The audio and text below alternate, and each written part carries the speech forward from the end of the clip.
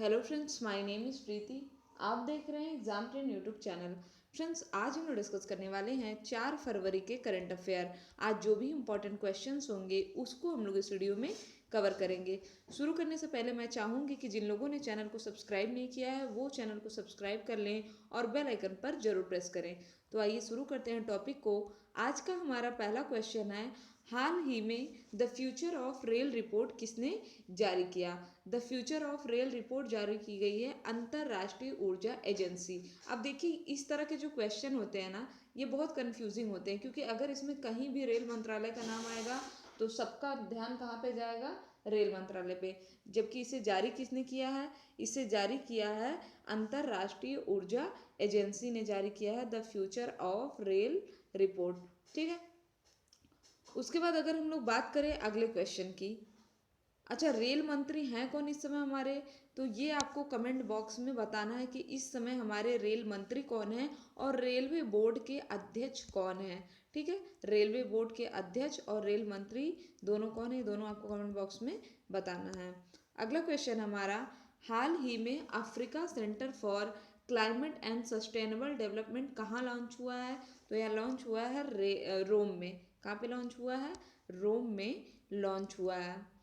Next question की हम लोग बात करते हैं, हाल ही में किस राज्य ने स्वच्छ भारत यात्रा पुरस्कार जीता? तो स्वच्छ भारत यात्रा पुरस्कार जीता है तमिलनाडु ने। है क्या यह पुरस्कार? देखिए, लास्ट ईयर 2018 में 16 अक्टूबर को एक कैंपेन लॉन्च हुई थी फसाई के द्वारा। फसाई आप सभी लोग जानते हैं इसके बारे में, जिसे हम लोग जानते हैं भारतीय खाद्य सुरक्षा एवं मानक प्राधिकरण। इन्होंने एक अभियान चलाया था, अखिल भारतीय स्वस्थ भारत यात्रा। इस अभियान को चलाया गया था 16 अक्टूबर 2018 को और 29 जनवरी 2019 को इसको समाप्त किया गया है। इसमें लोगों के अंदर जागरूकता फैलाई जा रही थी, साइकिल के द्वारा कैंपेन किया गया था, लोगों के अंदर जागरूकता फैलाई जा रही थी कि लोग स्वस्थ रहें। ठीक है।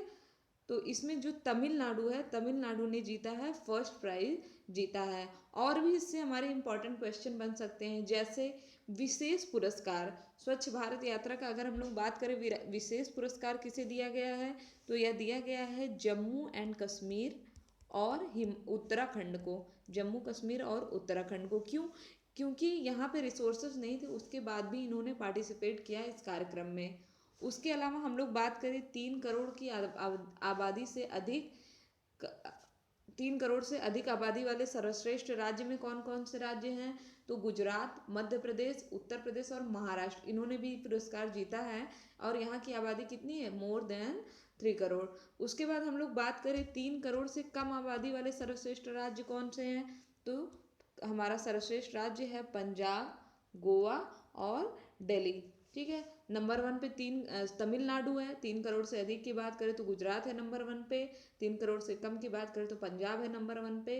विशेष पुरस्कार की बात करें तो जम्मू एंड कश्मीर है नंबर 1 पे। ठीक। चलिए अगले क्वेश्चन की बात करते हैं। अगला क्वेश्चन हमारा कि हाल ही में किस देश में फुटबॉल ने अपना पहला एशिया कप जीता? ठीक। तो फुटबॉल का पहला एशिया कप जीता है कतर ने। किसने जीता है? कतर। कतर की कैपिटल का क्या है? कतर की कैपिटल है दोहा। और कतर से हमारा एक और इम्पोर्टेंट क्वेश्चन बनता है, जो हमारा ओपेक है, ओपेक की सदस्यता कतर ने 1 जनवरी को छोड़ दिया था। कतर ने स्टेटमेंट दिया कि अब हम किसकी तरफ मूव कर रहे हैं? प्राकृतिक गैस की तरफ मूव कर रहे हैं। और इसी स्टेटमेंट के साथ कतर ने ओपेक की सदस्यता छोड़ दिया। तो यहाँ से हमारा क्वेश्चन बन सकता है कि हाल ही में किस देश ने ओपेक की सदस्यता छोड़ा? तो कतर ने। अगला हमारा, विश्व कैंसर दिवस कब मनाया जाता है? मोस्ट इम्पॉर्टेंट, विश्व कैंसर दिवस मनाया जाता है 4 फरवरी को। इससे भी ज़्यादा इम्पोर्टेंट क्या है कि इसकी थीम क्या है, क्योंकि कई बार लास्ट ईयर जो वर्ल्ड कैंसर डे मनाया गया था, इसकी थीम कई बार एग्जाम में पूछा गया। ठीक। तो इस बार 2019 में विश्व कैंसर दिवस की थीम है I am and I will. क्या है? I am and I will. Last year theme क्या थी? We can I can. तो याद रखिएगा, ये जो थीम है ये 2018 की है और आई एम एंड आई विल कब की है? आई एम आई विल है हमारी 2019 की थीम।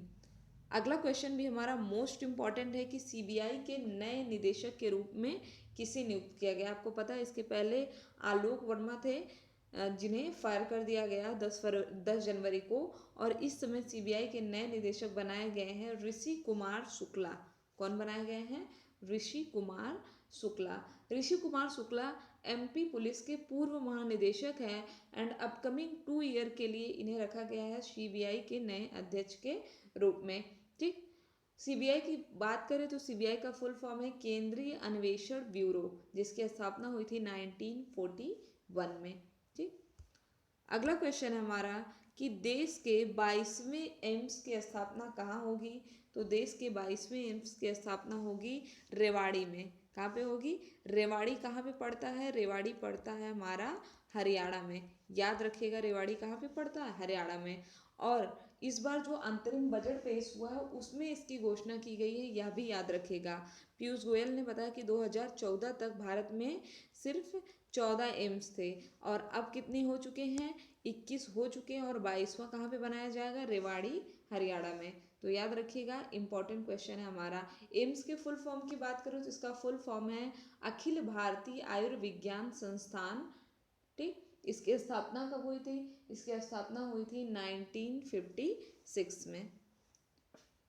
नेक्स्ट अगर हम लोग बात करें अगले क्वेश्चन की, अगला क्वेश्चन हमारा भी बजट से ही है। मैंने आपसे कहा था कि हम लोग बजट पे जल्दी ही बात करेंगे। इसके अलावा पद्म पुरस्कारों पे भी हमें बात करना है कि जो भी इंपॉर्टेंट फील्ड्स में दिए गए हैं उनको हम लोग एक बार पढ़ लें। ठीक है, तो फिलहाल अगला क्वेश्चन हम लोग देखते हैं। अगला क्वेश्चन हमारा कि प्रधानमंत्री किसान निधि योजना के तहत किसानों को प्रति वर्ष कितने रुपए की वित्तीय सहायता प्रदान की जाएगी? तो सीमांत किसानों को 6,000 रुपये की वित्तीय सहायता प्रदान की जाएगी। इसके अलावा 2022 तक किसानों की आय को दोगुना करने का लक्ष्य रखा गया था।